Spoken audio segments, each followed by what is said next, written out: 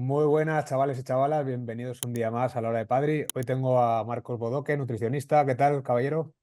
¿Qué tal? ¿Cómo estás? Muy Bueno, bien. muchas gracias por invitarme, por tenerme aquí para charlar. Siempre que digo que me dan una oportunidad de aportar y de llegar a algunas personas que no lo conocen, pues estoy muy agradecido.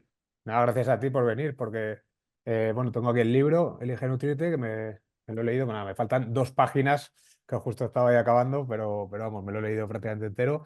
Muy interesante. Algunas de las cosas ya me rondaban la cabeza porque la nutrición es un tema que me interesa y tal. Otras sí que confirmaban sospechas y con alguna me he sorprendido, pero entiendo que si se acerca a gente que a lo mejor no tiene muchas nociones de nutrición y demás, hay cosas que le pueden volar la cabeza. No sé si destacarías alguna, comparándolo con, digamos, las líneas generales que tiene la gente sobre nutrición. Sí, sin duda. Me gusta decir que dentro de un poco las corrientes que están saliendo ahora, podría considerarme que estoy en un punto equilibrado de no irme a extremos, pero sí que es cierto que parte de mi mensaje sí que choca bastante con el mensaje más mainstream o más generalista, sobre todo que sigue viniendo un poco de la comunidad médica o incluso de gran parte de los nutricionistas, donde, pues, por ejemplo, ¿no? Hay cosas que me gusta decir que, oye, que las verduras y la fruta no es que no sean saludables, pero que no es lo más importante, ¿no? Oye, que las grasas saturadas no son malas, el colesterol no es algo que sea peligroso y tenemos que bajar a toda costa. La carne roja no es peligrosa y no da cáncer, ¿no? Sino que es un alimento muy, muy positivo, ¿no? Sí que hay ciertos aspectos con los que choco un poco de lleno y que, bueno, pues llaman un poco la atención, pero mi objetivo al final no tiene nada que ver, ¿no? Con un mensaje que sea llamar la atención, sino todo basado un poco en que las personas puedan autoexperimentar y sacar las propias conclusiones, ¿no? Porque al final, como siempre digo, yo tengo una propuesta, pero yo no quiero convencerte simplemente pues porque hablo muy bien o porque tengo labia, sino quiero que simplemente lo pongas en práctica y que seas tú quien pueda sacar sus conclusiones de si se siente mejor, si tiene más energía, etcétera, etcétera. Mm. En la línea de lo que decías, me llamó la atención, no sé si la has visto en el programa este de Jordi Wild, de Wild Project, creo que se llama. Salió hace ¿Sí? poco una doctora, experta en hormonas, no recuerdo cómo se llama Isabel, Sí, Isabel Viña, y no sé si la has visto. no lo he visto el episodio, sí que he visto algún clip que me ha llegado, Ujú. pero no lo he visto entero. Yo lo estuve viendo entero precisamente porque, bueno, me había basado un poco todo el guión de lo que te quería preguntar y tal en tu libro, pero al ver esto, hablaba sobre hormonas, que es su campo, testosterona, etcétera y tal, tratamientos médicos, en fin, un montón de cosas. Parece que la chica es experta en el tema y se expresaba muy bien y demás, pero al llegar al punto de la alimentación o de la nutrición, que creo que ella también está formada en eso, sí que me llamó la atención que tiene unos puntos de vista bastante diferentes a los tuyos, justo con lo que has dicho ahora. Antes decía que, por ejemplo, el nutriente más importante era la fibra y que por lo tanto eso hacía que las verduras debían ser como la base de la alimentación, que era mejor la proteína vegetal que el animal. Cosas en ese sentido, que la carne roja era bastante a evitar, eh, y priorizar carnes de ave, etcétera y tal. Bueno, ese tipo de cosas. Tengo alguna más por aquí apuntada, pero no sé, que había que evitar el atún, pero ya por temas de mercurio, porque sí que hablaba mucho de los microplásticos, etcétera, y todos los Mm, tóxicos estos.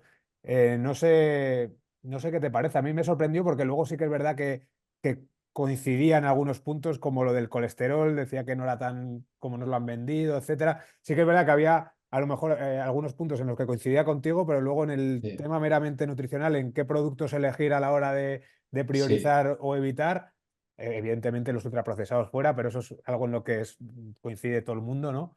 Pero me pareció interesante y te lo quería plantear porque conforme lo veía digo, "Jo, es bastante contrario a lo que acabo de leer en el libro de Marco".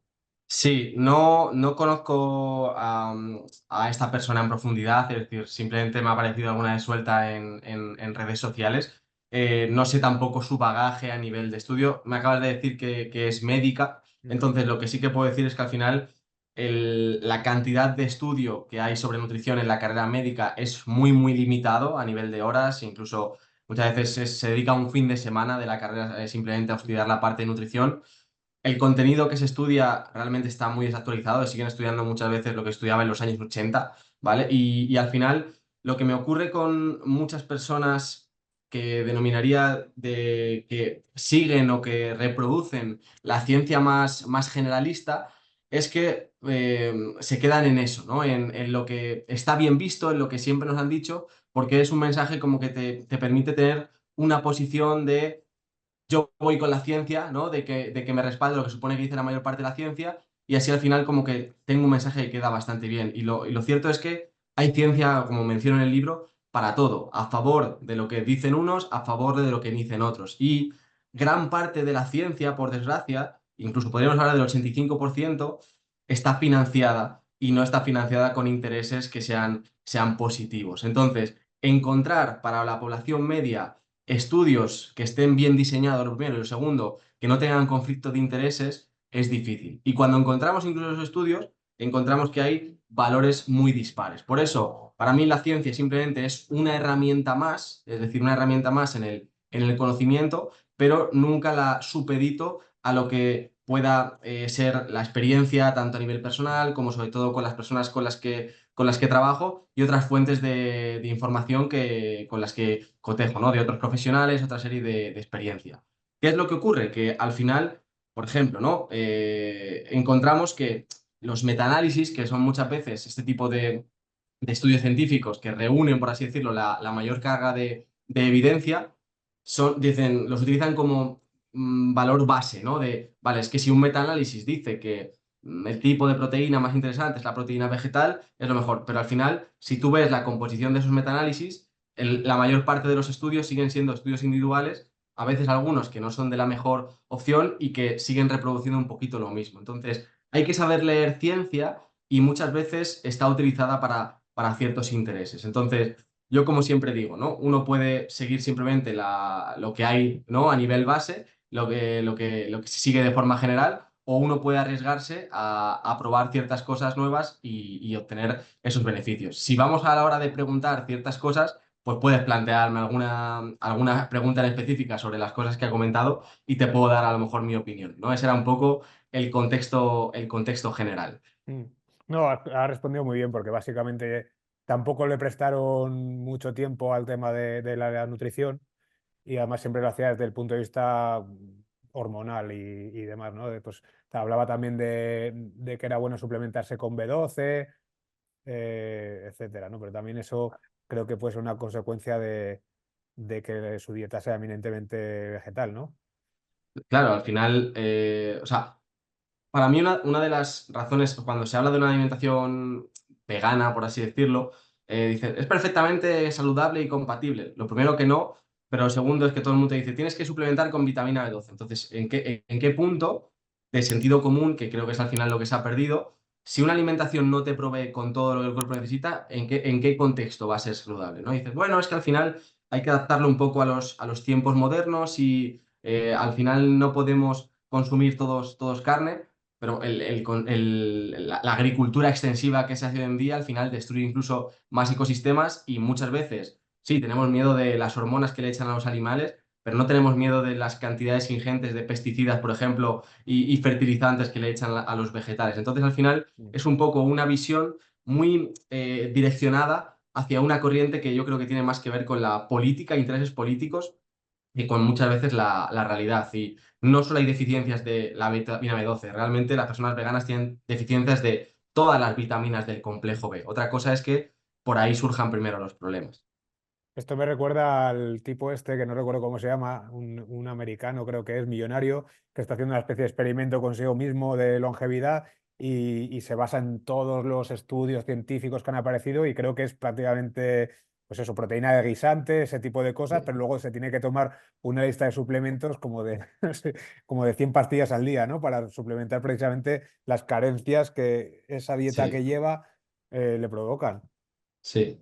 No, no, sí, totalmente. Al final, yo sí que, por ejemplo, con el tema de la suplementación, sí que pienso, no simplemente pienso, sino en base a datos que realmente la necesitamos todos, porque al final el tipo de vida que vivimos en el contexto de tanto estrés hace que tengamos mayor desgaste de ciertos micronutrientes. Cada vez todos los alimentos, tanto los de origen vegetal como animal, aportan una menor cantidad, sobre todo de micronutrientes, que muchas veces nos centramos mucho, ¿no? De la corriente igual generalista de la nutrición. Hay que contar kilocalorías, cuadrar los macros, ¿no? Como si fuese lo más importante.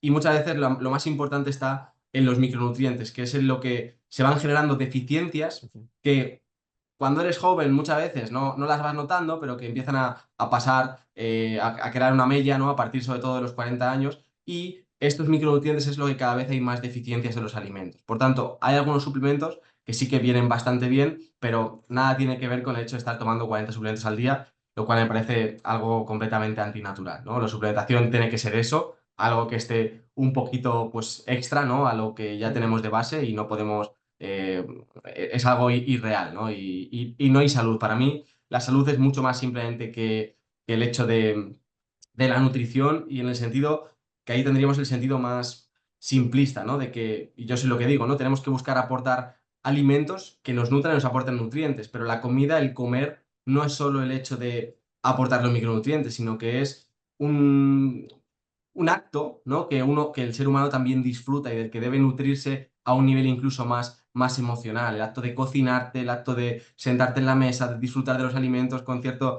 conciencia, el disfrutar de tu entorno. O sea, no simplemente es tomar unas vitaminas y ya está todo solucionado, ¿no? Aunque sí, a un punto más básico, pues eso muchas veces puede ser lo que te separe de la vida a la muerte o lo que te haga poder funcionar, pero hay muchas más cosas, ¿no? Y por eso las personas que solo se centren en un punto de la salud ujú, no van a llegar muy lejos, ¿no? Y esta persona la he visto por encima, ¿no? Pero al final el estar tan obsesionado con la salud, fíjate que al final es lo que más te va a alejar de la propia salud y posiblemente se muera antes que otra persona que se ha cuidado un poquito menos pero lleva una vida más equilibrada. mm.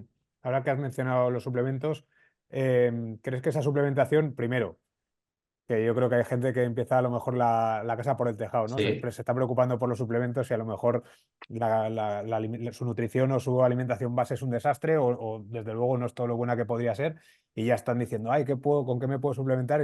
Bueno, queda claro que primero, ¿no? Alimentos de origen, con un buen origen, proteína sí, animal, cuanto mejor calidad cada uno que se pueda permitir mejor, etcétera y tal. Pero ya llegados a un punto en el que la alimentación es decente, está bien.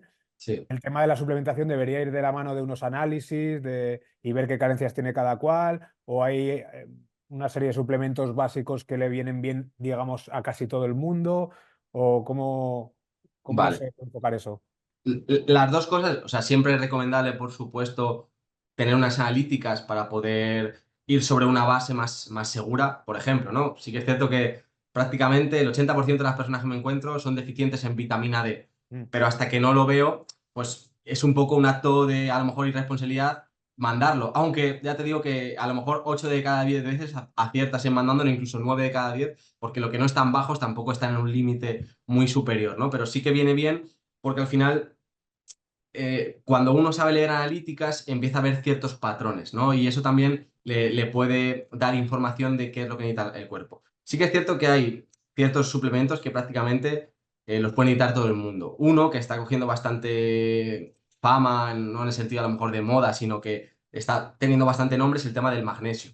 ujú, El magnesio es un mineral súper importante que interviene en prácticamente todas las funciones del organismo, más de 500 imprescindibles a todos los niveles de producción de energía, el equilibrio del sistema nervioso, funciones digestivas, o sea, un montón de cosas que son vitales y justo tenemos dos situaciones en nuestro contexto. Primero, que el estrés crónico nos vacía de magnesio.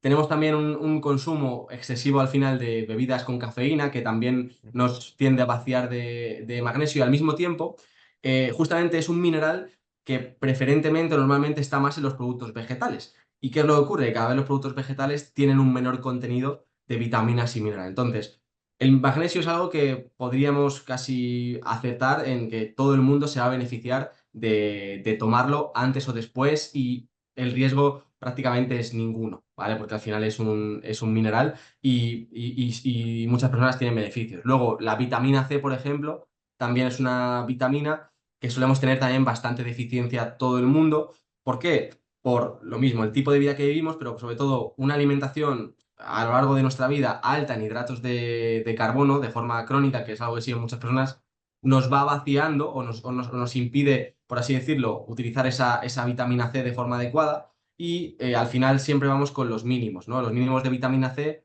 que por así decirlo, cumplen una labor de potenciar la función del sistema inmune. Pero la vitamina C tiene muchas más funciones, no las urgentes, sino las importantes, que si no tenemos más cantidades de esta vitamina no se cumplen. Por ejemplo, función antioxidante y sobre todo la que para mí es más interesante, la de función de reparación de todo el tejido conectivo de nuestro organismo. Es decir, al final, tendones, ligamentos y lo más importante, es un gran protector de enfermedad cardiovascular. ¿Por qué?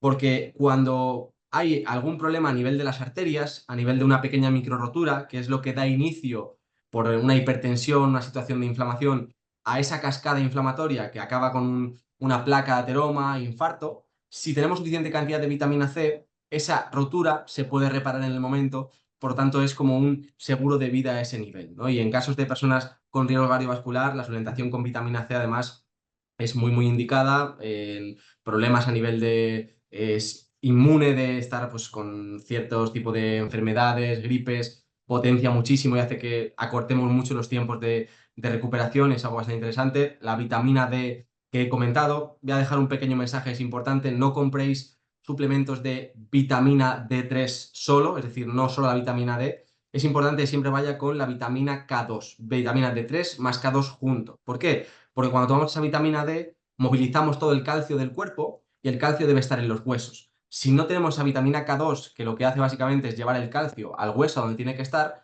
ese calcio puede depositarse en las arterias, calcificar las arterias, puede depositarse en el hígado, en los riñones, generando piedras, diversos problemas. Entonces es muy importante que no tomemos esta vitamina D. Para empezar, simplemente pues el suplemento que te dan el médico en la consulta, el que te recetan, es un suplemento malísimo, porque es vitamina D solo y además una cantidad muy grande de vitamina D en un momento puntual, que no se absorbe. Es como me gusta decir, vale, tú de repente vas a entrenar un día y te metes una gran paliza entrenando, sin entrenar en mucho tiempo, va a tener algún efecto sobre tu organismo, por supuesto, pero tu cuerpo no se va a adaptar bien a ello. Es mucho mejor que tú todos los días entrenes un poquito y generes una adaptación. Pues la vitamina D lo mismo. Se recetan cantidades como 50.000 unidades internacionales en un día concreto, que es mucho menos ineficiente que dar todos los días 5.000, 6.000, 8.000 unidades internacionales, que permite que el cuerpo se adapte a ese suplemento, porque también hay una adaptación a la suplementación. Hay ciertos efectos, por ejemplo, del magnesio, que desde el principio se pueden obtener, algunos que empiezan a notarse a las 2 semanas e incluso algunos que a los 3 meses es cuando empezamos a notarlos. Entonces, bueno, te he dicho vitamina C, magnesio y vitamina D serían los que normalmente más se suelen utilizar, pero también hay otros muy interesantes, como las vitaminas del complejo B, que al final intervienen en todos los procesos de producción de energía, detoxificación del hígado, son muy importantes y también suele haber bastantes deficiencias, sobre todo a partir de los 45 o 50 años pueden ser interesantes. Y el omega 3, ¿vale? Un buen omega 3 que también es difícil encontrarlo, en una buena composición de EPA y DHA, sobre todo si no tomamos suficiente pescado azul, pues también puede ser un buen suplemento. Pero ya ves que te he hablado de 5 cosas, Ujú. tampoco grandes cosas, y luego, pues cuando uno también entiende el contexto, pues puede a lo mejor en momentos puntuales dar alguna cosita más para potenciar, oye, esta persona tiene a lo mejor problemas de tiroides, puede haber una deficiencia de zinc y selenio, vamos a dar esto durante un tiempo, pero no es el hecho de estar tomando cantidades ingentes de suplementación todos los días, porque tampoco es algo que genera adherencia, ¿no? Al final tampoco es algo natural. Entonces, ten una alimentación densa en nutrientes, es decir, que con la menor cantidad de alimento te aporte lo máximo que tu cuerpo necesita y complementa con algo una vez ya tengas eso, ¿no? No empecemos la casa por el tejado. Ujú. He visto que está bastante de moda el colágeno últimamente, Vale, sí, los suplementos de sí. colágeno y demás, ¿no? He visto que los comercializan muchos. Me da la impresión de que es como algo reciente o una moda. O sea, siempre se ha hablado bien del colágeno, pero como que últimamente lo estoy viendo mucho más por todos lados. No sé si responde a algo o... A ver, el tema del colágeno, hay una controversia y yo te voy a decir que no tengo un punto claro, ¿vale? Ahora mismo. Te voy a decir un poco, pues, cómo yo lo veo. Realmente, muchos de los suplementos de colágeno son puro marketing, porque al final, cuando tú metes ese colágeno, se rompe en el estómago y se separa en diferentes aminoácidos, entonces no estás absorbiendo realmente colágeno. Pero ¿qué es lo que ocurre? Que al final muchas personas el suplemento de colágeno implica meter una cantidad mayor de aminoácidos de la que estaba metiendo. Entonces, les ayuda a sintetizar colágeno, pero no por el propio colágeno, sino porque están metiendo más proteína y tenían una ingesta baja. También es cierto que los alimentos, por ejemplo, que te aportan colágeno de forma natural, por ejemplo, las manitas de cerdo, etcétera, sí que tienen un tipo de aminoácidos diferente, por ejemplo, que la carne más del músculo. Entonces, eso sí que puede ayudar a que tengan más facilidad de formar colágeno. Pero es un suplemento que en casos a lo mejor muy, muy específicos yo me podría a lo mejor arriesgar a probar. Pero lo más importante al final es tener una suficiente cantidad de ingesta de aminoácidos esenciales, Ujú, ¿vale? De origen animal sobre todo, de diferentes tipos de fuentes. No solo comer ese músculo, ¿vale? Es importante porque hay diferentes tipos de aminoácidos. Y luego al final, por ejemplo, la vitamina C es muy importante para la síntesis de colágeno y a veces se nos olvida eso. ujú. Hay un suplemento más por el que te voy a preguntar, porque me lo pusieron a mí una temporada y luego en algún podcast, no sé si de Huberman o de no sé quién, de algún divulgador de estos Sí. americano, vi que había cierto debate en torno a ese suplemento, pero vamos, ni sé bien para qué es, ni sé bien cuál es el debate, que es la berberina. Vale. Vale. Bueno, es un suplemento que sí que está cogiendo bastante.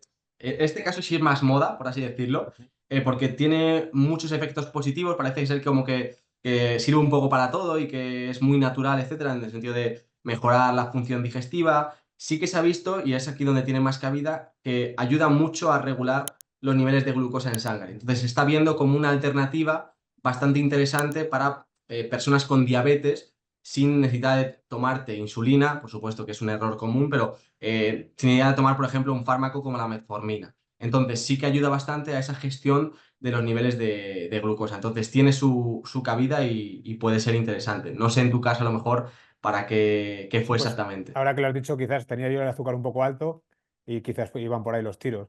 También Vale. es verdad que lo mejor para eso es no comer palmeras de chocolate y ese Claro, líquido. o sea, al final es eso, buscamos un poco los parches. Antes estaba comentando, ¿no? Que el tratamiento por defecto, ¿no? de las mujeres con síndrome de ovario poliquístico es el hecho de tomar la píldora anticonceptiva, que Mm, realmente las destroza a medio y largo plazo, pero ¿qué es lo que hace? Suprimir su ciclo menstrual. Entonces, muchos de los problemas que tienen que ver con un ciclo menstrual que está desregulado, vale, lo quitas y como digo yo, es meter la mierda debajo de la alfombra. Sigue mm. ahí, pero bueno, la estás tapando. Entonces, muchas de estas cosas vamos a tapar síntomas o buscar soluciones sin querer cambiar lo que ha producido el problema, ¿no? Que es a lo mejor pues un sedentarismo o un exceso de alimentos que nos aportan carbohidratos, que al final pues acaban generando una desregulación de esos niveles y es la causa de raíz, ¿no? Y hasta que no solucionemos esto, pues no vamos a terminar de mejorar del todo y solo son parches. Ujú.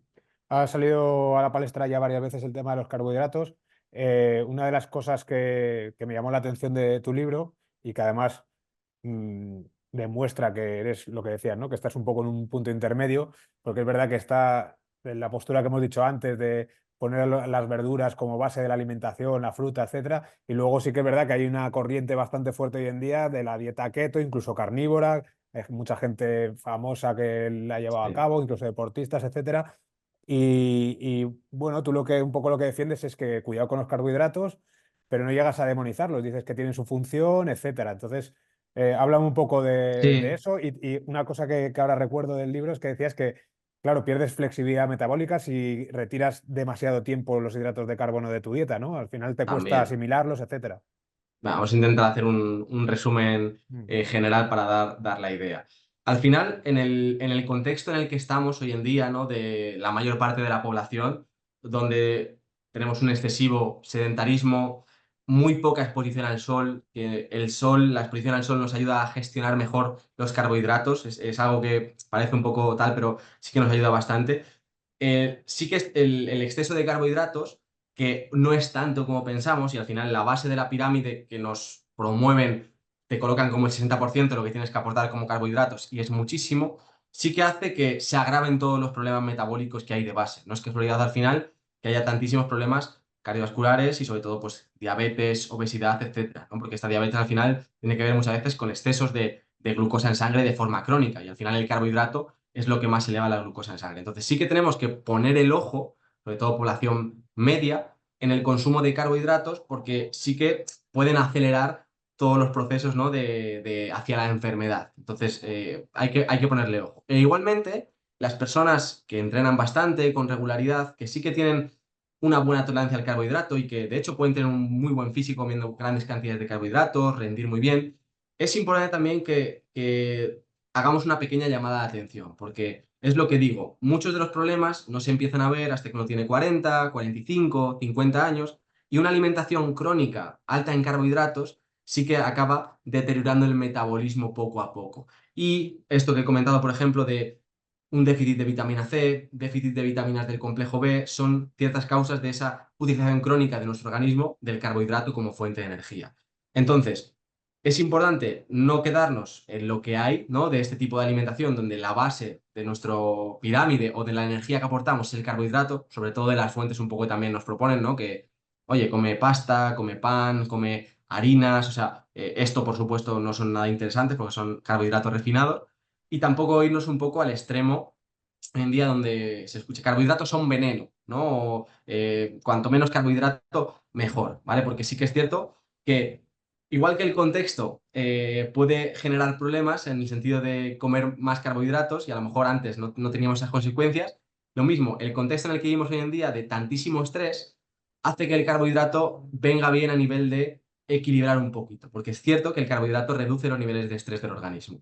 Entonces, ¿qué ocurre? Que muchas de las personas que nos proponen una alimentación muy baja en carbohidratos piensan que todos tenemos una vida ideal donde estamos en las montañas, nos levantamos tranquilamente, salimos un rato a la terraza con el café mientras nos da el sol, no tenemos estrés y hay una alimentación sin carbohidratos, perfectamente el cuerpo la puede tolerar y tal. Pero en el contexto de tanto estrés, no parar de un lado para otro, obligaciones, voy a entrenar, sobre todo mucho en mujeres, ¿no? Que tratan de abarcar 7.000 cosas, que si familia, tal, mucha exigencia, perfeccionismo, ese no meter nada de carbohidrato acaba desregulando mucho el sistema hormonal. Entonces, a mí me gusta dar un enfoque un poquito que se encuentra en el medio, ¿no? Como digo yo, recibir lo mejor de los dos mundos.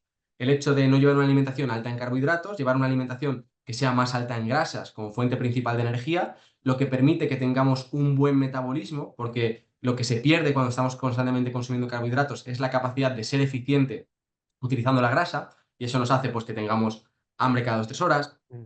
que no podamos rendir en entrenamiento si no hemos comido carbohidratos antes, que no podamos realizar ayunos porque nos dan mareos, nos dan bajadas de azúcar, que tengamos luego dificultad para acceder a la propia reserva de grasa cuando la necesitamos, y además que nuestros niveles de energía tienden a ser más bajos durante el día y sobre todo vayan también como por fluctuaciones, ¿no? Porque en cuanto baja esos niveles de glucosa, con esa constante utilización, tienden a bajar. En cambio, nosotros tenemos unas reservas de grasa que son increíbles y si sabemos acceder a ellas, podemos tener unos niveles bastante más Mm. elevados. Entonces, llevar esta restauración del metabolismo que a muchas personas le hacen falta, donde con una alimentación alta en carbohidratos no podemos tenerla, pero al mismo tiempo seguir aportando esos carbohidratos, sobre todo entendiendo el contexto de la persona, cuanto más ejercicio físico, cuanto más actividad, más capacidad de introducir carbohidratos y además más se va a beneficiar de ello, es decir, entender que el carbohidrato es una fuente de energía más como un turbo, ¿no? Una gasolina que es para intensidades más elevadas, más una energía más rápida.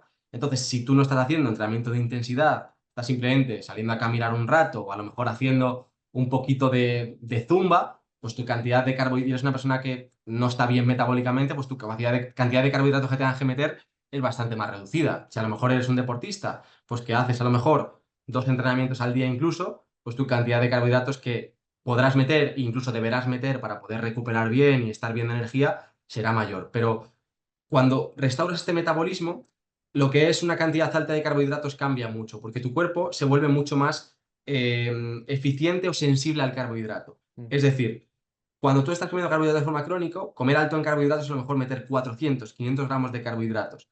Y eso lo notas como que tienes ahí mucha reserva de energía. Cuando no dependes del carbohidrato, si tú de repente metes 150 gramos, eso es para ti, entre comillas, alto en carbohidrato y además das un rendimiento bastante mayor. Entonces es encontrar un poquito algo que se encuentre en las dos cosas para tener un metabolismo que sea realmente eficiente y que no dependa de ese carbohidrato, pero no desplazarlos completamente porque tienen su cabida, al final hacen la alimentación un poquito más variada, al final pues puedes tener ciertas deficiencias que no te das cuenta, pues mira, por ejemplo, la patata es un alimento que aporta bastante potasio, ¿vale? Entonces, pues es algo que puede estar bien aportar de vez en cuando, ¿no? Y la riqueza también de la dieta muchas veces cuando restringes muchos alimentos se hace muy monótono y eso para la adherencia de la mayor parte de personas es difícil. Entonces, bueno, creo que más o menos hemos comentado Sí. unas cuantas cosas, sobre todo el carbohidrato es interesante alrededor del entrenamiento, en la población media, ¿vale? Alrededor del entrenamiento, ya sea antes, para poder utilizarlo justo después, o ya sea después de entrenar, que tu cuerpo, bueno, tus músculos no necesitan de esa insulina, de producir insulina para absorber el propio carbohidrato, porque la propia activación del músculo hace que pueda entrar directamente la glucosa de la sangre al músculo sin necesidad de insulina. Y esto ayuda a que no tengamos esa tendencia hacia el exceso de insulina, resistencia a la insulina, diabetes, que es tan predominante hoy en día. Hablando de insulina, diabetes, etcétera, dos preguntas sobre el azúcar, una muy general y otra mucho más particular. Primero, ¿es tan malo el azúcar como lo está pintando todo el mundo? Y segundo, en el tema del colesterol, he oído por ahí, sin ser yo un experto para nada en esto, ¿no? Que más que el exceso o los valores de colesterol, el problema es la oxidación del propio colesterol y que eso puede deberse a precisamente un exceso de azúcar, que es un Vale. poco lo contrario a lo que se venía diciendo, que era por las grasas, o etcétera. Entonces, Sí. bueno, te planteo un poco una pregunta más mainstream y una más específica. Perfecto. Primero tenemos que definir a qué llamamos azúcar, ¿vale? Porque, por ejemplo, los azúcares son los que se les denomina también comúnmente a los carbohidratos, ¿vale? Por ejemplo, todos los carbohidratos podemos entenderlos como azúcares, pero Ujú. dentro de estos carbohidratos o azúcares hay diferentes tipos. Entonces, los que realmente podríamos denominarlos como veneno, que son muy negativos, es el azúcar de mesa, el azúcar blanca, ¿vale? Procesado, el que se echa al café, y Ujú. luego, sobre todo, el azúcar refinado que ha alimentado, que es un tipo de jarabe de maíz de alta fructosa, que es alto en fructosa, el que encontramos en refrescos, diferentes productos procesados. Esos dos tipos de azúcar sí que son veneno, ¿vale? Y realmente deterioran nuestra microbiota, generan inflamación, son hiperadictivos a nivel cerebral, son muy problemáticos, ¿vale? Esos sí que son alimentos que en ningún contexto recomendaría. Otra cosa es que una persona deportista y que quema todo ese azúcar no vaya a tener el mismo impacto negativo que otra persona, ¿vale? Y eso está claro. Pero al final, si uno puede meter una fuente saludable de este azúcar, pues mejor que busque meter estos azúcares más procesados. Entonces, estos son los azúcares que son bastante negativos. Pero luego también hay que tener a lo mejor cuidado con otras fuentes de azúcar que consideramos a lo mejor más saludables, pero que pues, pueden ser problemáticos en ciertos contextos. Por ejemplo, la miel, entendemos la miel cruda, ¿no? Miel de buena calidad, al final 78%, incluso más, es azúcar. Entonces, aunque sea una fuente, entre comillas, saludable, no puedes engañarte a ti mismo pensando que esto es miel. Sigues estando metiendo una gran cantidad de azúcar y al final eso puede sobrecargar bastante tu hígado. O lo mismo, yo, igual con la fruta, no tengo el enfoque a veces que se ve hoy en día extremo de la fruta es mala, la fruta es veneno porque tiene fructosa. No, pero es cierto que el exceso de fructosa, es decir, frutas altas en azúcar, pues plátano, a lo mejor manzana, melocotón, piña, sobre todo en personas que metabólicamente no están bien, es un problema y agrava la situación. Y yo he trabajado con personas y he visto que hasta que no reduce la cantidad de fruta no empiezan a mejorar a nivel metabólico y no empiezan a bajar esos triglicéridos y no empiezan incluso a veces a perder peso. Entonces, es importante también que moderemos la cantidad de fruta. No hay que comer 5 piezas de fruta al día. Es perfectamente normal poder meter 1 o 2 piezas de fruta al día, sobre todo priorizar aquellas que son más de bajo índice glucémico, es decir, que son más nutritivas. Kiwi, mandarinas, arándanos, frutos rojos son las más interesantes. Y luego, pues en función también de si entrenan más o menos, pues buscar a lo mejor frutas más azucaradas. Entonces, eso con respecto al tema del azúcar. Y sí que es cierto que todas las formas de azúcar nos generan cierta dependencia. Es decir, por ejemplo, incluso el propio azúcar de los lácteos, todos generalmente nos gusta mucho el yogur, un kéfir, es algo que nos genera cierta adicción. La fruta lo mismo, genera empiezas a comer más fruta de normal y te la empieza a pedir tu cuerpo constantemente. Entonces, para mí es un alimento con el que tenemos que tener como una pequeña alarma en mi opinión, desde la manera que tengo yo de entender la alimentación, porque no me gusta que ningún alimento me controle y tenga poder sobre mí. Es decir, yo quiero elegir comer fruta cuando me apetezca y poder no comerla y que no esté sufriendo por ello. Entonces, muchas veces a mí me gusta estar atento. Por ejemplo, me gusta mucho, por ejemplo, un buen yogur de cabra, oveja y a veces, pues, tomar un yogur tal.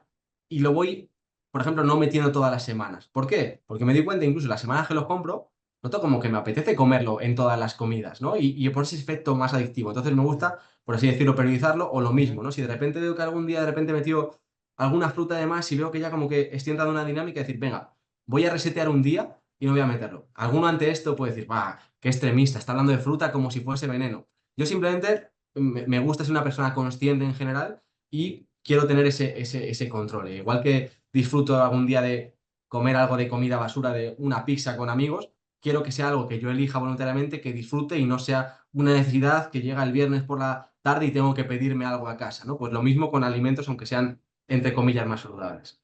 Y lo que apuntabas del colesterol es muy importante que llegue este mensaje. De hecho, justo hoy he compartido una publicación que era un poquito similar y he dicho, dejemos de preocuparnos tanto por el colesterol, los niveles de colesterol, y empecemos a preocuparnos más en que nuestros triglicéridos estén entre 50, 70, podríamos incluso poner 80, porque ahí tenemos un marcador bastante más fiable de cómo está nuestra situación a nivel metabólica. Los triglicéridos elevados sí que podemos tener como más certeza de que es algo que nos indica que se está acumulando energía en nuestra sangre, en forma de grasa. Mm. Es decir, que estamos teniendo una mala gestión de la energía en nuestro organismo. Y al final, cuando tenemos triglicéridos elevados, generalmente va acompañado de un hígado que se está haciendo graso, está acompañado de resistencia a la insulina. Entonces, esos triglicéridos nos indican más un estado metabólico, una flexibilidad metabólica, que el propio colesterol. Y es un valor que hay que tener mucho más en cuenta. Y esos valores las analíticas ponen de 40 a 150. No, 150 ya son bastante altos, incluso por encima de 100, ¿no? Es recomendable tenerlos por debajo de 100, e incluso en 80, 70 suelen ser valores mucho más interesantes que indica que no está habiendo ningún exceso de energía en tu organismo, estás gestionando bien tanto el carbohidrato como la grasa dentro del cuerpo. Y lo del colesterol, justamente es eso. Hemos echado la culpa al colesterol porque es bueno, la persona, es la molécula que está cuando hay esa placa arterial, cuando hay esos infartos, está el colesterol ahí.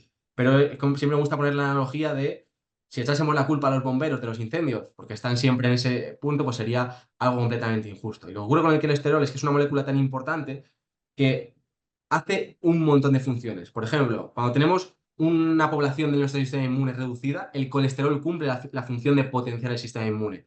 Cuando no tenemos esa vitamina C que te he comentado y hay una rotura en la arteria, ¿qué es lo que va? El colesterol como un taponador de esa arteria, pero para ayudarnos a que pueda reponerse la herida. ¿Qué es lo que ocurre? Que estamos en una situación donde no se pone un poco de colesterol en esa arteria y podemos resolver la inflamación y curarnos, sino que hay niveles de inflamación crónicos elevados, hay azúcar en sangre, está por encima de los niveles de forma crónica, resistencia a la insulina, y eso hace que justamente ese colesterol se oxide, que es lo que tú has comentado. Y el colesterol oxidado sí que es un marcador importante de riesgo cardiovascular, y es lo que deberíamos buscar un poquito más. Pero lo mismo, la culpa no es del colesterol, la culpa es de esa oxidación del colesterol, que viene principalmente de niveles de glucosa elevados en sangre de forma crónica, que se puede ver también en los niveles de insulina que están elevados de forma crónica, y luego la inflamación del organismo elevada también de forma crónica. Eso es lo que al final daña el colesterol, no es el colesterol el problema. ¿Qué es lo que ocurre? Por supuesto, las cosas como son. Si eres una persona que fuma, que no se mueve, que lleva una alimentación alta en azúcar, en procesados, tiene resistencia a la insulina, tal, cuanto menos colesterol, entre comillas, tengas dentro de unos valores, porque tampoco tener 150 de colesterol como total es una locura a nivel de muy bajo, pero es mejor que tengas 180 que 300. ¿Por qué? Porque en tu contexto tienes más tendencia, estás comprando más papeletas para tener problemas con ese colesterol, pero no es el colesterol el culpable, ¿no? Y entonces es importante contextualizar los valores. Una persona a lo mejor con los triglicéridos en 60, colesterol en 287, igual está mucho más sana metabólicamente que una persona con el colesterol en 195 y los triglicéridos en 120. Y esto es algo que cuesta un poquito de ver, pero que es así. Esto se va a ir un poquito de la nutrición, pero está muy relacionado con el colesterol, que es el tratamiento que se les da muchas veces a ese exceso de colesterol, que son las famosas estatinas, que hay bastante gente, por lo que estoy viendo, apuntando que a veces es peor el remedio que la enfermedad. No sé qué opinas. Sí, sí, de hecho hice hace no mucho un vídeo hablando de todos los efectos secundarios de las estatinas.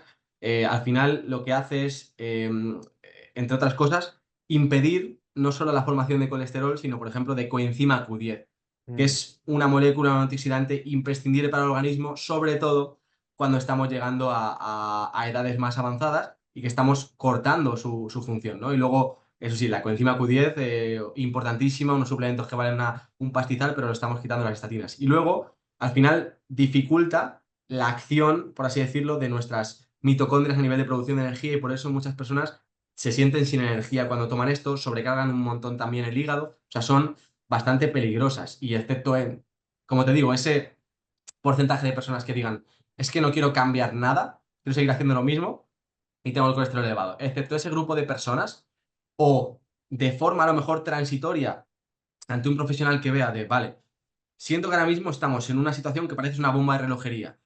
Y durante 3 meses de forma transitoria, mientras generamos también unos cambios de hábitos y de alimentación, por quedarme tranquilo vamos a dar estas estatinas. Perfecto. La realidad que es que se dan como chuches. Y en cuanto a un médico prácticamente ve los niveles por encima de 200, ya te está asustando, porque es lo que me encuentro a diario en consulta con las personas, que vienen completamente asustadas de que le han metido un montón de miedo. Uf, cuídate, que esto es muy peligroso.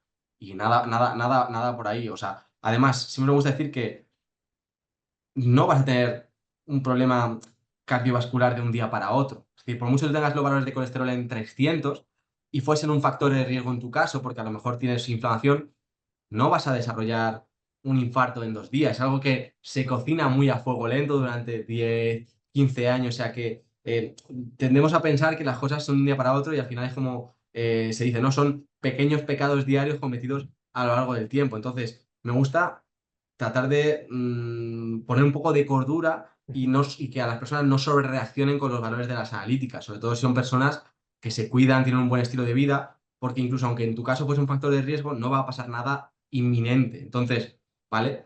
Estate midiéndolo, revísalo a lo mejor cada 4 o 5 meses. Si Ujú. ves que hay una tendencia de tu cuerpo que no está gestionando bien el colesterol, no te centres en bajar el colesterol, piensa o encuentra a alguien que te ayude a ver cuál es la causa de tu colesterol esté elevándose más de lo normal, ¿no? Que ya te digo que a lo mejor 300 de colesterol no tiene por qué ser un colesterol elevado o desproporcionado a lo mejor una persona que lleva una alimentación bastante baja en carbohidratos, que hace ayunos largos, que tiene un entrenamiento en este tipo de contexto bastante elevado porque lo necesita el cuerpo. Al final, lo que medimos no es solo el colesterol, sino los transportadores de colesterol que también transportan muchas veces triglicéridos y otros tipos de moléculas grasas. Entonces, si tenemos más necesidad de utilizar la grasa, más niveles de colesterol tendremos y no es algo negativo. Antes has hablado de ciclar algunos alimentos, ¿no? O sea, cuando te estás aficionando a lo mejor demasiado a una fruta muy dulce o lo que sea, pues paras un poquito, reseteas y ya la vuelves a reintroducir al tiempo Sí. para que no te domine el alimento. Deberíamos hacer lo mismo con el café, por ejemplo, y luego, ¿cuál es tu opinión general sobre el café?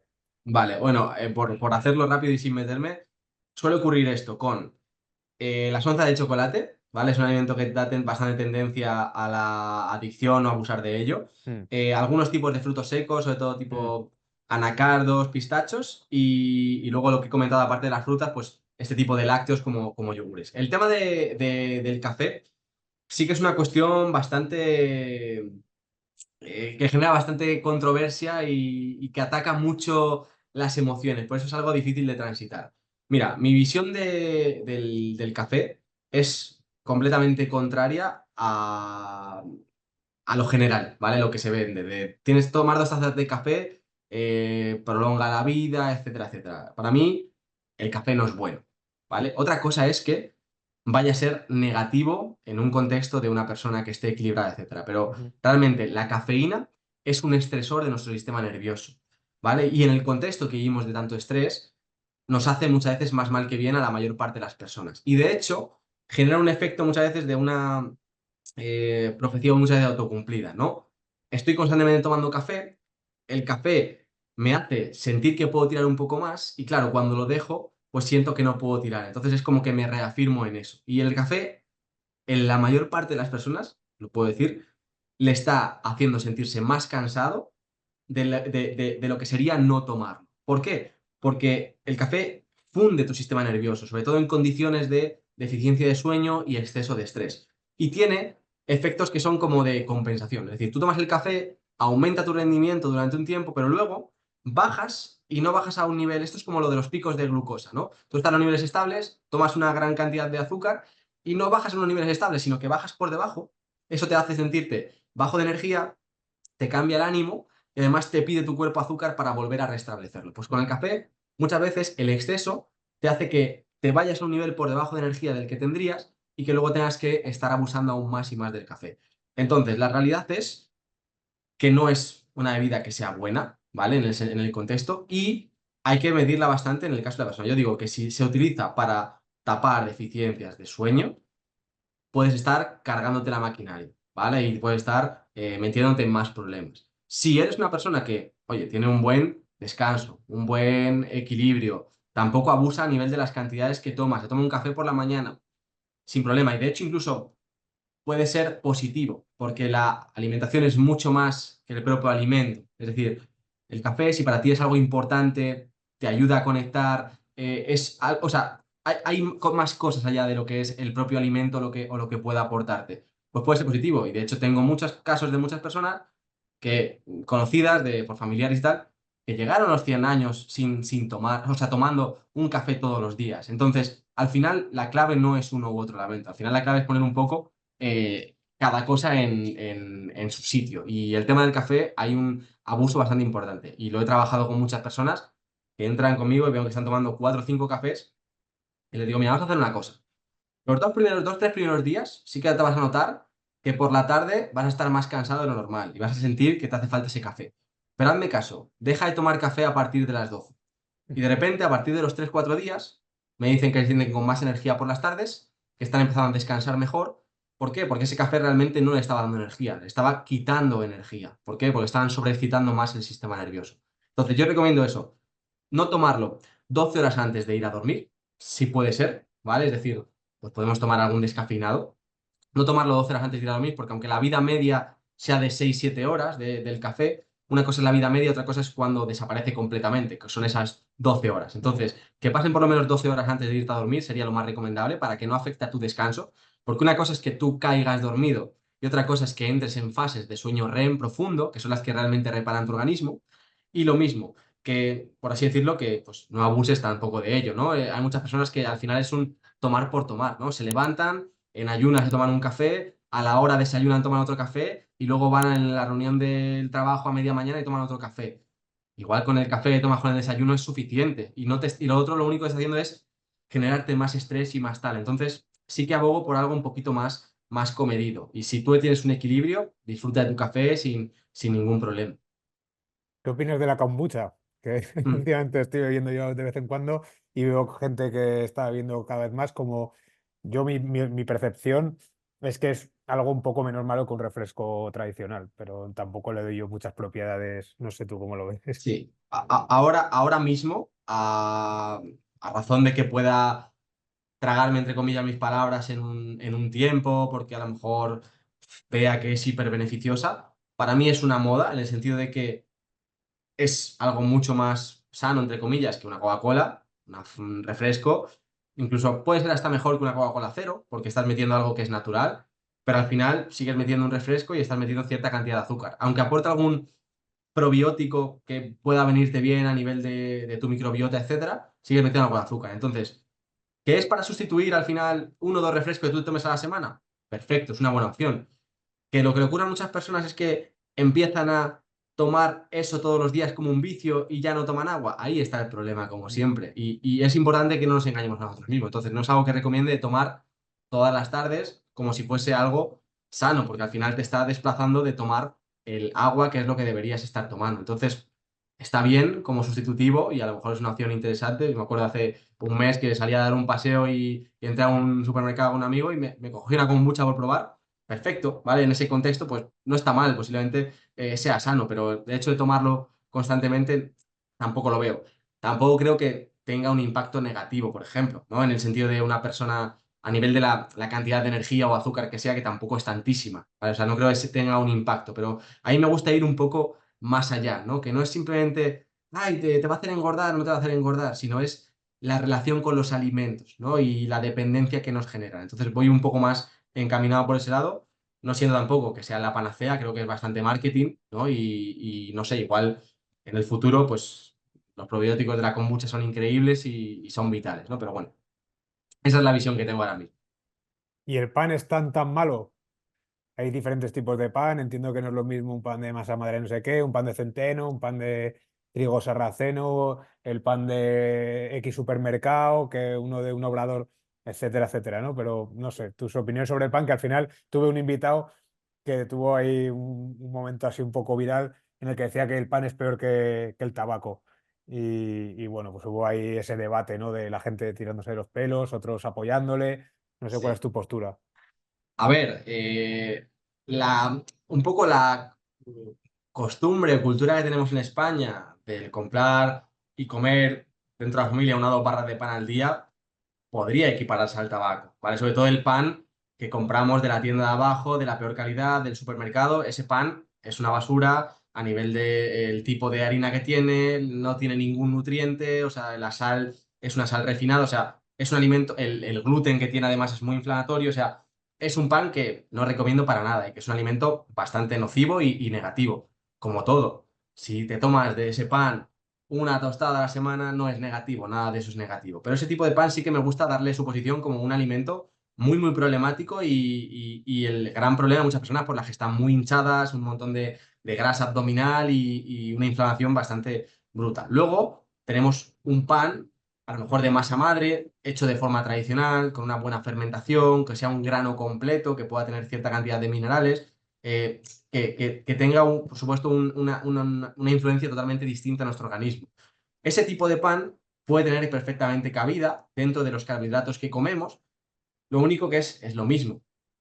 En la moderación está la clave. Es decir, si tú al final eres una persona deportista o que se mueve, tiene un buen nivel de actividad física, estás en una buena composición corporal, te tomas una tostadita de pan todos los días de un buen pan y no, ese pan no te desplaza a los alimentos que realmente te nutren, está perfecto. Me gusta siempre poner un ejemplo, ¿no? Imagínate tu caso por poner a lo mejor cantidades, ¿no? Pues si tú te desayunas a lo mejor 3 huevos con un poco de jamón, con medio aguacate y una tostada, está perfecto. Pero si tú metes esa tostada y te hace quitar el jamón y un huevo, ese desayuno ya estaría quitándote los alimentos que realmente te nutren. Entonces ahí podría ser realmente un problema, más allá de que vayas a engordar o no, que eso es muchas veces el enfoque simplista que tenemos, ¿no? Sino que lo que buscamos es que no desplace otros alimentos que sean realmente nutritivos. Ujú. Sí, que pueda aportar algún mineral, alguna vitamina, pero que no nos engañemos, ¿no? El pan es un alimento bastante pobre y más de supervivencia, ¿no? Por mucho que pueda estar bien. Te voy a hacer una pregunta de glotón máximo, pero eh, a la hora de la bollería, alimento o comestible a evitar, eso yo creo que ya lo sabemos todos, incluso la gente que no tiene muchas nociones de nutrición, etcétera. Sí. Pero ¿realmente crees que hay unas diferencias entre una bollería de panadería artesanal hecha en el día, etcétera, con una bollería industrial de máquina de vending, por ejemplo? Muchísima, muchísimo. O sea, no quiero decir que sea un alimento saludable, es decir, una bollería artesanal en el sentido de pues, un postre más casero de la abuela o tal, que sea un alimento de puedes consumirlo todos los días, pero sí que la cantidad de basura que le echan a esta bollería industrial es brutal. A nivel de tipos de aceites, tipos de azúcares, e incluso conservantes, de todo, que sí que hay una gran diferencia. Entonces ese tipo de alimentos para mí es de los peores, junto con tipo bolsas de estas de Doritos y tal, que son al final casi lo peor. Entonces, si uno va a tomarse un día algo de eso, pues que intente que sea algo casero, ¿no? Ya que vas a hacerlo, pues mejor, pues, yo qué sé, una tarta de queso casera, que es algo que personalmente me gusta bastante cuando voy a lo mejor a un restaurante, o yo qué sé, un flan o una torrija casera, o sea es mucho mejor ese tipo de alimentos que no nada tiene que ver con lo otro. O sea que ahí sí que hay una diferencia bastante importante. Mm. Me estaba acordando ahora, conforme hablabas de la tarta de queso y tal, en Estados Unidos está la Cheesecake Factory, creo que se llama, que es como una cadena de restaurantes ¿Mm? y tienen bueno, su comida pues de pasta con salsas, etcétera y tal, pero luego tienen como opciones más healthy y en todos los platos te ponen la cantidad de calorías, etcétera y tal, que tienen, que eso, bueno, por lo menos es un indicador, ¿no? Es verdad que lo que decías de los Sí, macros y tal, que no hay que estar tan a eso, pero bueno, te da porque muchas veces te sorprendes, ¿no? Ves una ensalada y tiene un mogollón, ves un postre y de uno a otro varía, pues que una tiene el doble sí, de carga. Y luego también salía un poquito los hidratos que tenía cada plato, etcétera. No sé, me pareció curioso. Y sí, con esto voy a un tema que seguramente lo has tratado alguna vez, porque es un poco escandaloso, incluso para la gente que somos así un poco, que no somos expertos en la materia, pero es el tema del Nutri-Score este. A mí me sorprende mucho algunas de las calificaciones que le dan a algunos productos. De repente veo unas sí, galletas y tiene una B, porque son de avena o no sé qué, y luego sí. ves, no sé, mantequilla quizás o cosas así que tiene una D. O sea, cosas como muy raras. No sé cómo se ha hecho este sistema, no sé si nos podemos fiar de él, aunque a mí me tiene la mosca un Bien, poco detrás de la oreja. aquí tengo que reconocer que podría decirlo que he sido mal profesional, en el sentido de que no he querido ni perder ni un segundo con esto, porque al final, desde el primer momento que salió, ya sabía que iba a ser simplemente una estafa para poder encontrar un vacío legal para las empresas, para seguir vendiéndote comida basura como algo que, entre comillas, sea más saludable y que nada tiene que ver con el valor o la calidad del propio alimento. Entonces, al final, sí que ves que si un alimento tiene, por ejemplo, grasas saturadas, pues ya te lo colocan en las dos letras, entre comillas, que son peores, simplemente porque se supone que las grasas saturadas Mm, son negativas para el organismo, ¿no? O lo mismo, si aporta, por ejemplo, muchas kilocalorías de las grasas, lo mismo, ya te lo colocan como un tipo de letra que es bastante negativa, ¿no? Porque es muy calórico de las grasas. En cambio, si tiene, por ejemplo, una harina integral, como entre comillas los harinas integrales son saludables, que siguen siendo al final casi la misma basura, sobre todo si hablamos de productos de trigo refinado, en el sentido de el pan que te compras en el supermercado es lo mismo que sea blanco o integral porque es prácticamente la misma basura, ¿no? Otra cosa es que, por supuesto, un pan de masa madre, artesanal, integral, sea mejor que un pan blanco, pero el que encontramos en el supermercado de típico pan de estos cracker o lo que sea, al final da igual que sea integral o blanco. Y lo mismo, ¿no? Está todo basado un poco en la misma pirámide que critico y criticamos mucho ya desde hace bastante tiempo, ¿no? Donde la verdura es lo más importante, carbohidratos en la base, mm. evita las carnes, el jamón o el salmón ahumado creo que está con la peor puntuación, Sí, por ejemplo, sí. ¿no? Entonces son cosas que, nada, si mi recomendación, si lo escucha alguien, es que no haga eso ni caso.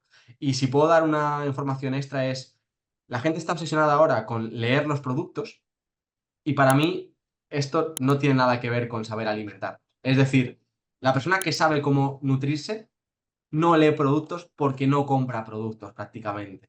Es decir, si tú estás mirando lo que hay detrás de las etiquetas, quiere decir que estás alimentando mal. ¿Por qué? Porque no estás eligiendo alimentos completos. Una persona que se alimenta de forma saludable y entiende cómo nutrirse, al final, como mucho a nivel de productos envasados, ¿qué va a comprar? Un queso curado, va a comprar un yogur natural, va a comprar... eh, o sea, son cosas que no tienes que estar mirando nada. La cosa es que al final la gente piensa que eso, que las cosas empaquetadas pueden ser, entre comillas, saludables y no es por ahí el camino. Entonces, al final, no es tan importante el hecho de la información nutricional, es decir, cuántos gramos de carbohidratos, grasas, tal, o cuántas kilocalorías, eso no le tenemos que dar importancia, sino sobre todo donde pone ingredientes. Si nosotros vemos un alimento o un producto envasado que pone más de tres cuatro ingredientes, lo más seguro es que no sea saludable. Al final, un buen queso tiene 3 a lo sumo 4 ingredientes, un yogur lo mismo, 2 tres. Por ejemplo, un guacamole de que sea más tal, tiene aguacate, sal, un antioxidante, o sea, ese tipo de productos pueden tener cabida, pero no te hace falta tampoco estar leyendo nada. Si tienes que estar mirando, por ejemplo, el pavo, ¿qué es lo que ocurre? Pues al final le van a echar que si fécula de patata, que Mm. si conservadores, que si tal. Al final eso no es carne ni es nada. Si vas a aportar proteína, compra más huevos. Déjate de comprar ese tipo de alimentos al final. ¿Recomiendas ayunar para todo el mundo o quizás haya casos? Vale, pongo matices. ¿Recomiendo a todo el mundo ayunar? Sí, en el sentido de que pienso que a todo el mundo el experimentar el ayuno, ¿vale? Durante 3, 4 días, una semana, ¿vale? Experimentarlo, le da un autoconocimiento brutal en relación a su relación con el hambre, con la comida y con las necesidades de su cuerpo. Y le hace poner muchas cosas en perspectiva. De hecho, a muchas personas le ha ayudado mucho a mejorar su relación con la comida. Por mucho que las corrientes también buenistas hoy en día de los trastornos de la alimentación te digan que no se puede hacer ayuno, ¿no? Y yo siempre digo, pues hay muchas personas, yo el primero que para salir de una mala relación con la comida, el ayuno fue el detonante, ¿no? Para, por ejemplo, cambiar un poco la perspectiva y con muchas personas pasa lo mismo. Entonces, a todo el mundo le recomiendo pasar por ayunar para que vea que no hay tanta dependencia de la comida como realmente creemos y eso nos da mucha tranquilidad, porque la gente tiene miedo de pasar hambre. O sea, miedo en el sentido de que se van de casa, no han podido desayunar porque... y tienen, uff, ¿qué voy a hacer hoy? No puede ser. Y el ayuno te quita toda esa tontería, porque te hace ver que aunque puedas tener hambre, es un hambre totalmente distinto y que puedes tirar y aguantar. Entonces, en este contexto sí que como una herramienta de autoconsciencia, experimentación, es positiva para todo el mundo que pase por un momento de ello. Pero no recomiendo a todo el mundo el ayuno de forma constante en cualquier situación y contexto. Lo que recomiendo, y que es algo básico y natural para un buen mantenimiento del organismo, es que dejemos 12 horas de espacio entre la cena y la primera comida del día siguiente, para que nuestro organismo tenga un equilibrio entre ingesta y no ingesta, que pueda tu sistema digestivo descansar, recuperarse, limpiarse, estar preparado para recibir la siguiente comida, es decir, esas 12 horas tal. Pero más allá de eso, el hecho de estar haciendo 14 horas de ayuno todos los días no tiene por qué ser lo mejor para todas las personas. Sobre todo, estamos hablando de personas con niveles bastante elevados de estrés, sobre todo también mujeres en etapas reproductivas y, bueno, pues personas embarazadas, en lactancia, etcétera, pues no es algo recomendable. Como siempre digo, ¿no? Si tú, por ejemplo, es una persona que con un ayuno de 14 horas todos los días estás bien a lo largo del tiempo, notas que sabes aportar todo lo posible, te adaptas bien, bien. Si no, pues a lo mejor algo más seguro para la mayor parte de personas es hacer tus 3 comidas de toda la vida, dejar esas 12 horas entre la última de un día y la primera del día siguiente y tratar de que la cena sea la más ligera de las tres, ¿vale? Para que no hagamos esa mayor ingesta cuando ya nuestro sistema digestivo tiende a estar un poquito más apagado o menos predispuesto a metabolizar el alimento. No obstante, ¿ves bien si se va a entrenar en ayunas al día siguiente, hacer una carga de hidratos y hacer una cena más o menos contundente en la noche anterior? O...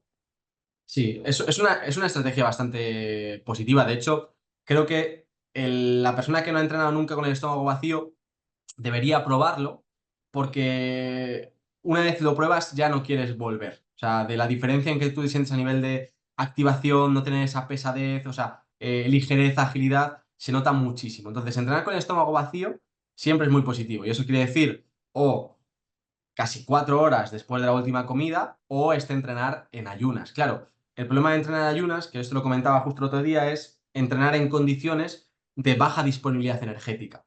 Es decir, tú puedes entrenar en ayunas con alta disponibilidad energética, por ejemplo, si has hecho una cena consistente o potente con una buena cantidad de carbohidratos, que vas a estar al día siguiente a primera hora alto en energía, y tú puedes entrar en ayunas después de haber hecho una cena medianamente pobre y además prolongar tu entrenamiento hasta las 12, 1 de la tarde, que han pasado ya 5 horas desde que te has levantado.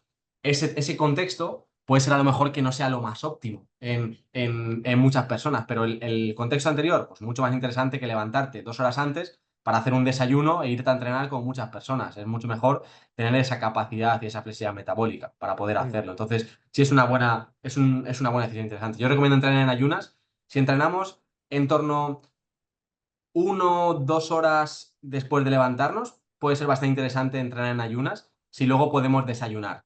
Otra cosa es que a lo mejor luego no podamos hacerlo, pero si no, sí que lo recomiendo bastante interesante.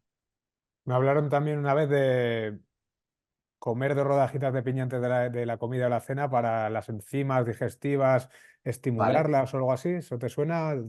Sí, la piña sí que tiene ciertas enzimas que ayudan a la digestión y además un poco la hidratación que te puede aportar también te puede ayudar a llegar a un mejor estado de hidratación para digerir los alimentos. Entonces sí que puede venir bien, pero bueno, que no es algo tampoco vital y necesario, no tienes que comer esa piña para digerir bien. Pero bueno, que por ejemplo, ¿no? Yo hay muchas veces que sí que utilizo cuando vengo de entrenar y a lo mejor llevo un poco deshidratado. Muchas veces me tomo una mandarina antes de la comida, Mm. me ayuda a recuperar un poco esa hidratación y sí que noto que me sienta bien a ese nivel en vez de meterla a lo mejor después. O sea, dentro de ciertos contextos se puede hacer un poco de todo, aunque normalmente recomiende más meter la fruta al final de las comidas. Mm. Y una duda que tengo cuando voy a hacer un zoom o lo que sea justo después de comer o 1 hora y pico después de comer, a las 4 como la que hemos hecho hoy, noto que estoy como más espeso si he metido hidratos en la comida que si no. Ujú. ¿Eso es normal? ¿Es cosa mía? Sí, es completamente normal, por eso para mí empodera mucho lo que trato de aportar en el libro, de que es importante que sepamos qué tenemos que aportar al cuerpo, en primer lugar, para que cuando comamos no simplemente comamos alimentos, sino que veamos los nutrientes que nos aportan en relación a los que necesitamos, y luego qué efecto tienen los alimentos en nuestro estado de ánimo, niveles de energía, para poder utilizarlos a nuestro favor. Por eso el carbohidrato, sobre todo cuando comemos cierta cantidad, o sea, una cantidad medianamente elevada, sí que tiende a dejarnos aplatanados, a darnos bajón. ¿Por qué? Porque la insulina sí que tiene ese efecto de generar somnolencia, relajación, porque es la hormona del anabolismo, de la reparación. Y eso impulsa el que tengamos que tener esa pausa. Entonces, no, es interesante si justo después de comer tienes que ponerte a trabajar, un trabajo mental, incluso físico, que a lo mejor la cantidad de carbohidratos o sea muy moderada o incluso la podamos dejar Ujú, de lado. Yo, de hecho, aunque incluso lo he comentado antes, que lo más interesante sea meter los carbohidratos después de entrenar, yo muchas veces no lo hago justamente por eso, porque entreno normalmente antes de la hora de la comida y a veces se me junta muchas veces con esta hora de las 4 y no quiero estar atontado. Entonces ujú, muchas veces dejo los carbohidratos para la noche para que ese efecto no me venga mal y además me viene bien porque lo que hemos dicho, bajamos niveles de estrés, esa relajación te ayuda incluso a dormir mejor, entonces es importante saber cuándo elegir los diferentes alimentos para que jueguen a nuestro favor. ujú. Y ya cogiendo la recta final y un poco siguiendo la estructura que tienes en tu libro, me ¿Vale? gustaría que habláramos así someramente, un poco por encima de esos elementos que hay, aparte de la alimentación, que tenemos que implementar en nuestra vida para tener una vida sana, ¿no? El descanso, el movimiento, que me ha gustado mucho Sí, que rompas una lanza a favor del andar, porque a veces lo echo sí, mucho de menos, ¿no? Aquí está todo el mundo hablando de trabajos de fuerza, de sí. cardio, de no sé qué, pero poca gente veo yo por ahí que hable de andar y a mí, por ejemplo, desde que lo he implementado en mi rutina, siempre me ha gustado andar, ¿eh? Pero desde que lo Sí, hago más cotidianamente, noto mucha diferencia de un día que camine pues, mis pasos a un día que no. Noto sí, mucho en el mood y en todo. Entonces, bueno, sí. eso, un poco todos esas otras patas de la mesa que también hay que tener en cuenta aparte de la Sí. nutrición. Yo tengo una gran convicción y es el hecho de que si viviésemos en la naturaleza, daría prácticamente igual todo lo que hiciésemos, no tendríamos enfermedades. Es decir, al final, cuanto más enfermos estamos es cuanto más nos hemos alejado de la naturaleza, entendiendo un poco como todo.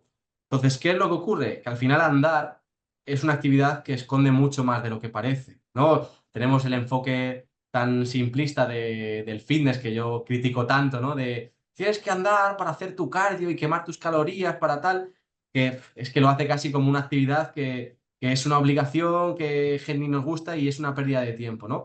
Y andar esconde muchas cosas detrás. Al final, estamos mucho tiempo metidos dentro de edificios, eso nos aleja mucho de la naturaleza, porque la naturaleza es aire puro, no el tipo de muchas veces de aire más concentrado que respiramos, es estar al aire libre, lo cual es exposición al sol, que es súper importante para regular nuestros ritmos circadianos, para tener una buena salud de la piel y prevenir cánceres de piel, pero bueno, eso también da para bastante y esta regulación del ritmo circadiano es vital para el descanso, la regulación de muchos procesos. Y al mismo tiempo, andar es mucho más que quemar kilocalorías, porque realmente pones en marcha, gracias a la pisada con el talón, el sistema del circulatorio lo impulsas a lo largo de todo el cuerpo y eso hace que puedas llevar todos los nutrientes a las diferentes partes del cuerpo, el oxígeno a todas las partes del cuerpo y es realmente algo que hace que nuestro organismo esté bien. Entonces, cosas más allá. El hecho de descansar la vista. Claro, lo que ocurre es que salimos a caminar, por desgracia estamos mirando el móvil y eso al final hace que sea peor, ¿no? Pero tiene muchísimas cosas que si sabemos verlas, si vamos sin estímulos a caminar, de no, ni siquiera escuchar un podcast, música, que puede parecer una locura hoy en día, pero te hace poder conectar un poco contigo, aburrirte, entre comillas, dar un poco de espacio a pensar que no lo tenemos, ver un poco la naturaleza. Entonces, es una actividad que realmente te conecta bastante con tu verdadera naturaleza y es un poco un equilibrio de todo. Y además, muchas veces estamos muy cansados y no nos damos cuenta de lo que necesitamos es movernos para tener más energía. Porque el sedentarismo lo que te hace es estar más cansado. Y cuando te mueves, mueves toda la energía que estaba estancada en tu organismo y de repente estás mucho mejor. Eso es algo que yo aprendí mucho, el hecho de cuando estaba emocionalmente, que estás bastante decaído, un poco desmotivado, tienes ese típico día, ¿no? Como que sientes que tal. Antes muchas veces era la tendencia de, yo qué sé, pues ponerte a ver la tele, a Mm. perder el tiempo en redes sociales y me di cuenta que lo que necesitaba era salir a caminar, que me dé un poco el sol y eso es si cambiamos ese hábito, es brutal. Entonces, caminar es algo que mucho más allá, ¿no? De eso, una obligación, debería ser algo que buscásemos. Al principio, como todo, muchas veces hay que obligarse porque no hay una rutina, pero luego te lo pide el cuerpo y eso es lo que estás pudiendo comprobar. Y luego me gustaría darle mucha importancia, yo creo, a la exposición al sol. ¿Vale? Mm. Al final, El sol es mucho más que esa vitamina D, que es importantísima y tenemos deficiencias, pero sobre todo es esa regulación de todo nuestro organismo, de los ritmos circadianos, y exponernos al sol un poquito por la mañana, un poquito por la tarde, hace que todo tu organismo funcione como el reloj suizo que es, y es bastante, bastante importante. Y luego, pues sin olvidar, por supuesto, que sin salud emocional no hay nada. Y a mí me gusta englobar dentro de la salud emocional las propias emociones y la gestión del estrés, porque para mí no es otra cosa que una buena gestión emocional, el saber gestionar el estrés, porque muchas veces el estrés no es lo que hay, sino cómo nosotros lo gestionamos, lo percibimos y respondemos ante ello. Súper interesante. Y por terminar, quizás lo hayas indicado a lo largo de la conversación, pero ahora es el momento en el que lo podría resaltar o salir con una idea nueva.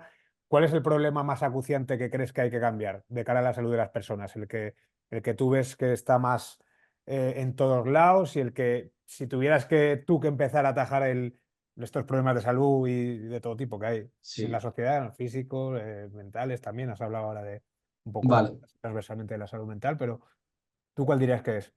Pues fíjate que no voy a hablarte de nutrición, porque creo que, aunque es importante, no es lo más importante. Te voy a decir ahora mismo que las dos cosas que más daño nos están haciendo es el sedentarismo, ¿vale? El poco movimiento y poco entrenamiento, junto con el consumo compulsivo de redes sociales. Creo que esto es lo que está generando mayores tasas de depresión, de desmotivación, de sentirnos perdidos, sin ganas, sin energía. Y simplemente si las personas reduciesen su tiempo de uso del teléfono, que algo normal hoy en día son 4 horas y me parece una burrada. Yo, incluso que trabajo mucho con redes sociales, 4 horas ya es un día que útil la he utilizado de más. Entonces, que a mí me diga una persona normal del día a día que utiliza el móvil 4 horas como algo normal, porque es que más de una hora para mí es algo muchas veces descabellado si tu trabajo no está en el teléfono móvil, ¿vale? Piensa que al final que una hora respondiendo WhatsApp es muchísimo tiempo, si es algo que puede ser positivo si estás comunicando y tal.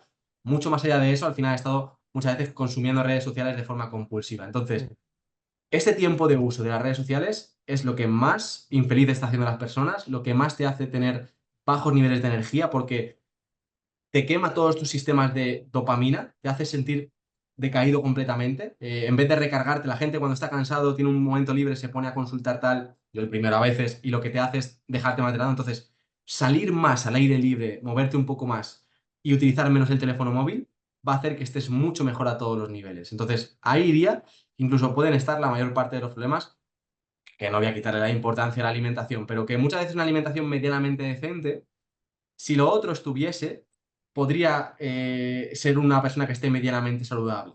Y lo que ocurre, por eso, a lo mejor la persona muchas veces ve que propongo un tipo de alimentación que es bastante, para ciertas personas, extremista, y es porque en el contexto que vivimos hoy en día no podemos permitirnos lo que se permitía a nuestros abuelos hace 80 años, que es muchas veces ahí no me sale bueno, la opinión no, el argumento, ¿no? Que utilizan muchas veces en contra. Pues mi abuelo todos los días metía pal con miel y mira, hasta los 80 años, y es un poco que es importante que entendamos que el contexto es completamente diferente y cuando todas las cosas que deberían estar, que antes estaban, ahora no están, la alimentación, que es algo que podemos controlar, tenemos que tenerla un poco más controlada y precisa, porque si no, vamos a tener incluso más problemas, ¿no? Al final, muchas veces nuestros abuelos, pues eso, vivían, se movían más, muchas veces vivían más en el campo, es un contexto completamente diferente, estaban más tranquilos, no tenían el estrés que todo el mundo, entonces hay que tener en cuenta eso también. Y la calidad de los alimentos también, ¿no? Porque La calidad de los probablemente el alimentos, pan no era el sí. mismo, por Sí, ejemplo, ¿no? sí, sin duda. Y todavía eso se puede comprobar, que tú te vas a un pueblo de estos y con alguien local te da una verdura, una fruta y dices, ¿qué estoy comiendo yo normalmente? ¿No? Totalmente. Oye, Marcos, ha sido un placer, súper interesante la charla. Espero que a la gente que le interesa el tema se haya empapado hoy de mucha información nueva, porque es verdad que hay mucho mito y muchos lugares comunes que luego no sé si son tan así. Yo creo que con esto hemos Bueno, quitado unos cuantos. que Pero bueno, pique que un está poquito bien. la... Hay que tener, ¿no? Diversas opiniones y luego lo que decías tú al principio, que es muy interesante, que es lo de Sí. pruébalo tú, mira qué tal te sienta, lo dices también en el libro. No te fíes tanto de tantos análisis que son importantes, las analíticas, etcétera, lo que quieras, pero también escúchate a ti, mira cómo te sientan las cosas y mira cómo te ves tú, ¿no? Exacto. Ahí en el libro, si te pica la curiosidad a las personas, tiene una buena base para poder empezar a cambiar cosas y además, por todas las reseñas que estoy viendo, parece que la gente siente que está muy bien explicado, hay bastante coherencia y demás, o sea que puede ser un buen inicio para al menos abrir un poco las miras y dejar pasar ciertas cosas y los cambios que siempre uno haga, pues poco a poco, ¿no? Que es como mejor se gestiona. Muchas veces la gente intenta cambiar muchas cosas de golpe, no sabe cómo hacerlas del todo bien y al final se sobrecoge y acaba pues fracasando por eso, ¿no? Por hacer un cambio muy drástico en la alimentación. Empieza a aplicar pequeñas cositas, digo, pues muchas veces en muchas personas un cambio vital, por así decirlo, es cómo empieza el día, el tipo del desayuno que hace. Y ahí es como este 80-20, ¿no? Esta ley de Pareto, ¿no? Que el 20% de nuestras acciones tiene 80% de los resultados. Pues casi el cambiar el tipo de desayuno que hace la mayor parte de personas tiene casi un efecto de este estilo, ¿no? Porque mejoran tus niveles de energía, cambia muchísimo tu hambre y saciedad, la ansiedad con la comida, el hambre a todas horas, se va, o sea, cambia mucho tu relación también con la comida, así que bueno, un placer, Juan, haber Igualmente. estado por aquí y se me ha pasado súper rápido, está súper cómodo, así que gracias. Genial, nada, a ti y eso, esto yo creo que es un buen punto de partida y el que quiera saber más, ahí tiene el libro, Elige Nutrirte, que a mí me ha encantado y yo creo que eso, que a todo el mundo le puede aportar mucha información de calidad. Muchas Muchísimas gracias, gracias. Marcos. Ha pasado un buen día. Cuídate mucho. Que vaya todo bien y gracias a las personas que han dedicado aquí un tiempo. Como siempre os digo, valorároslo, el estar dedicando un tiempo a nutriros a nivel mental y en este caso, pues de vuestra salud. Totalmente. Un fuerte abrazo. Chao. Chao, chao.